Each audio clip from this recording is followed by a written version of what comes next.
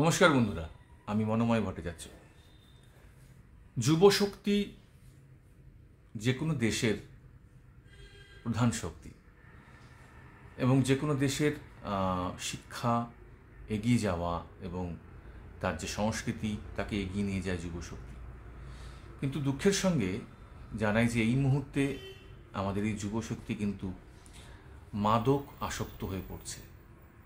এখনকার যুবক যুবতীরা অনেকেই নেশায় আক্রান্ত হচ্ছেন এবং এই নেশার ফলে তার সঙ্গে যে পারিপার্শ্বিক মানুষ রয়েছেন, যারা তার পরিবার, তার বন্ধু, তারা কিন্তু ভীষণভাবে চিন্তাগ্রস্ত হয়ে পড়ছেন যে যারা মাদক নিচ্ছেন তারা ঠিক পথে যাচ্ছেন না।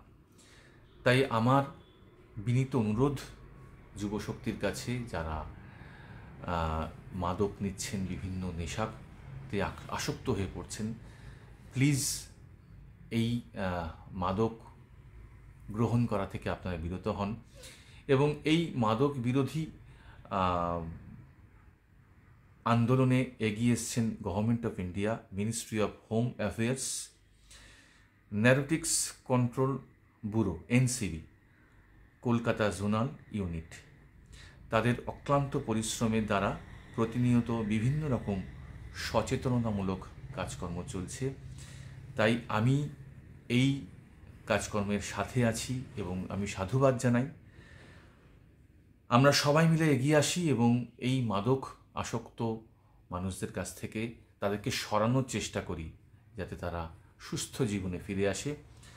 তাই আমাদের যে স্লোগান, সেই স্লোগান হচ্ছে সে no to drugs, yes to life. সকলে ভালো থাকুন। আসুন এই পৃথিবীকে মাদক গ্রহণ করার এই যে একটা প্রবণতা, তার থেকে দূরে রাখতে পারি।